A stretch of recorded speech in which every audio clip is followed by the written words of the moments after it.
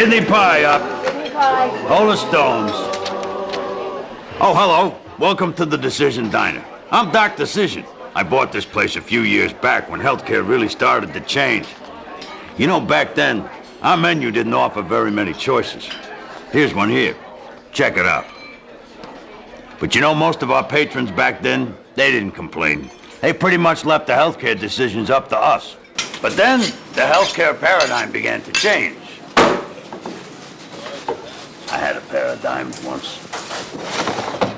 Today, patient rights like informed consent and advance directives mean we have a legal and ethical obligation to our patients to help them understand all their options and respect their final choice. The way we serve treatment to our patients has changed too. We used to deliver service in a hospital inpatient setting. Our job was to find the problem and fix it. Kind of like a mechanic. Hey, Dee Dee, that pasta's ready. Today, we're managing illness more than curing disease, usually on an outpatient basis. You know, a lot of the folks we see in here are long-time patients with chronic illnesses. Must be the food you serve. Ain't she a doll? People are much more informed about healthcare today, too. I mean, how could they not be? There's more information about healthcare on the news, in the paper, even on primetime television. Nice-looking guy. Sad thing is, some of my staff are having a tough time learning to share decision-making with their patients. Excuse me. Hey, Pat, your burger's up and table 7's yours. Check out good old Dr. Pat Ernest over there. Well, Mrs. Rogers, the best way to deal with this bladder control problem is to use Depends. What? Use Depends. Loss of bladder control is just a symptom of old age. Oh. Well, if you say so, Dr. Pat. But my daughter was saying something about some other kind of treatment. Or maybe even surgery might help my problem. Now, Mrs. Rogers, let's leave that medical stuff to me. After all, I've been your doctor for over 25 years now. I think I know what's best. Don't you? Well, of course, Dr. Pat. I'll buy some hens like you suggested. But I really don't understand how they will help my bladder problem. Yep, that's good old Pat Ernest. He has a real hard time with this new paradigm of shared decision-making. It's enough to make you depressed. Now, on the other hand, you have clinicians like Justine Facts out there. She goes to the other extreme in this decision-making paradigm. Well, Mr. Klott, your tests indicate that your coronary arteries are occluding. Your treatment options at this point would include balloon angioplasty. This is an outpatient treatment, Mr. Klott, in which an expandable balloon is inserted into the artery, thereby allowing a more free flow of blood through that artery. You see what I mean? We could also have drug therapies that are a possibility for you that could actually simply dissolve that nasty plaque. We could go with rotoblade or arectomy. In this procedure, Mr. Klott, the plaque that is clogging that artery is removed via a drilling or scraping technique. So, will it be? This all sounds pretty risky to me. What do you think? I'm sorry, Mr. Klott. I'm afraid that decision's going to have to be completely your own. After all, it is you who's going to have to live with the results. Oh, I have a table. Excuse me. Yeah, that's Justine Facts. She gives the patient a lot of clinical information, but wants no part of the actual treatment decision. She really doesn't believe in shared decision-making either. For her, everything is a toss-up. So exactly what does it take to create a shared decision-making model? Well, first of all, shared decision-making takes at least two people, the clinician and the patient. But most of the time, there are other people who influence the patient's final treatment decision. Patients get all kinds of advice, suggestions, and opinions from family members and friends who play a number of different roles in the decision-making process. The clinician has to remember that the treatment decision is often based on input from these people and take those roles into account. Now, I'm not saying you have to butter anybody up, but during the assessment and communication process, the individual patient, the family, the whole support system has to be considered. Second, there must be information sharing. That's a giving and taking of information from both the patient and the clinician. And finally, both the clinician and the patient must take responsibility for taking steps toward participating in the decision-making process. Ultimately, the clinician leads the discussion with the patient. Good job, Joe.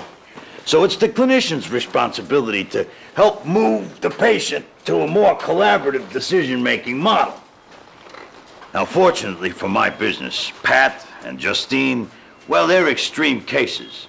But the truth is, very few on the staff understand how to adopt a shared decision-making philosophy. That is, until Dr. Collaborate came along. He brought a new shared communication technique for his patients. And believe me, people are waiting in line to be served by Dr. Collaborate. He's out there at table 4 right now. Go take a look. Hi, Mr. Sweet. Did you get that garden in yet? Yeah, Dr. Laborate.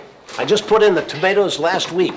And the beets, carrots, cucumbers are all doing great. Well, there's nothing really like a homegrown tomato in my book. So what can we do for you today? Oh, I don't know, Doctor. I just haven't been myself lately. I eat like a horse, but I'm losing weight. And I can't seem to quench my thirst. My wife thinks it might be diabetes. She's pretty worried about it. A disease like diabetes can be pretty scary at first. Is there anything else that you've noticed that's not exactly normal for you? Well, now that you mention it, I have been urinating more than usual. But I thought it was just because I was drinking too much. Is there anything else? Nothing that comes to mind. Okay, well, I know that you're worried that this could be diabetes, but to know for sure, we'll need to do some tests, including a blood test. If the sugar in your blood is above a certain level, it means that symptoms that you've been experiencing are the symptoms of diabetes. Until we know for sure, it's too early to talk about specific treatments. But I'm curious, what is it that worries you about the possibility of having diabetes? Well, my uncle has diabetes. He had his foot amputated and he's confined to a wheelchair. I don't think I could handle that.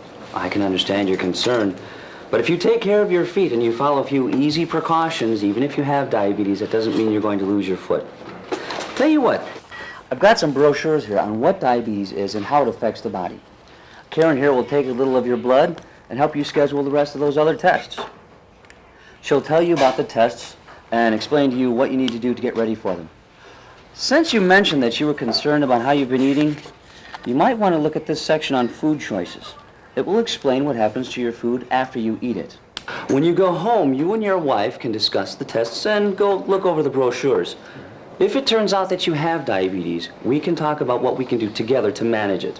If you don't have diabetes, well, then you and your wife have a little bit more information on the disease, and we'll know more about what to look for in the future. How does that sound? That sounds great, Dr. Labrett.